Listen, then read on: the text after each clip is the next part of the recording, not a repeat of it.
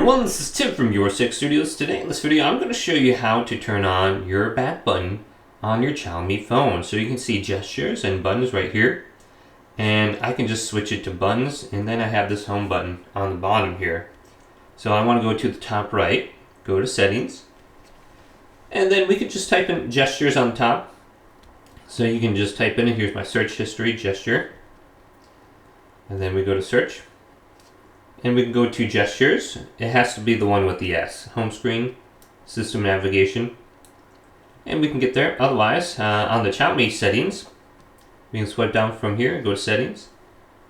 And let's go back. And this is going to be under home screen. And going down, go to system navigation. Go from gestures over to buttons. And then you should be good to go. You'll see the buttons on the bottom here. Hopefully this video did indeed help you out. Leave it a big thumbs up and subscribe to my channel down below.